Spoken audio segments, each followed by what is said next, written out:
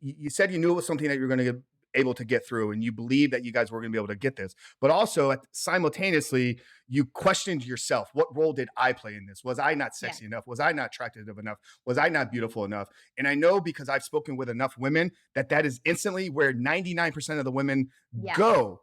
Yes. So I have my own opinions on this. I probably am speaking out of line in some ways, but I help men, and that's what I'm here to do. That is my mission. So when women come to me and they say, they'll talk about they're cheating, he's cheating on me with these videos, and they begin to look at it like that. And I said, okay, first, how do you define addiction? And that's where I always go to is, are you do you define this type of addiction in the same way that you define drugs, alcohol, gambling, sports addiction, whatever it is? And then my next question is, if your husband is caught up in sex, drugs, not sex, but drugs, alcohol, gaming, whatever it is, does that mean that he's running to those things because he doesn't find you attractive? So that's where I go, is I try to reframe how the woman looks at it. But I'm curious for you, how were you able to process that in the moment in your own life? And then where does that conversation begin when the women come to you and say, my husband is caught up in porn and it's because he doesn't find me attractive Mm, enough? I love this. Okay. So it took me a couple years to even recognize that I had that thought.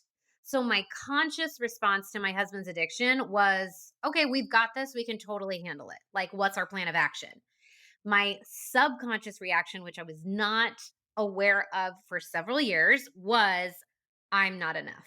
And it took a lot of internal work. It took a lot of working on my own mindset, becoming aware of my thoughts and emotions in order to even uncover that.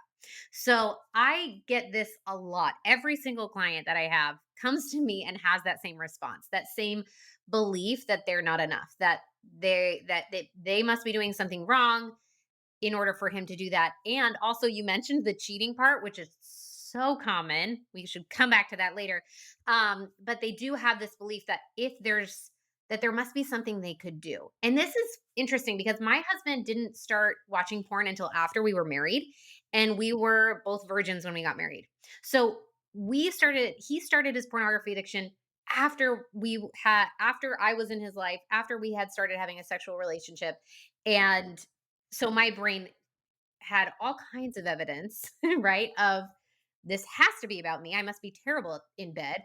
And even though I knew intellectually that that wasn't it, because addiction, right? Like you said, by definition, it's and not that it doesn't matter what the substance is, but you could substitute that pornography with drugs or alcohol, and it's the same pattern, right?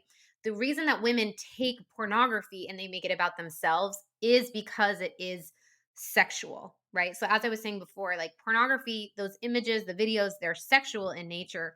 And women are when they are thinking about their sexual relationship with their husband or their partner, they think that the pornography is somehow substituting for that.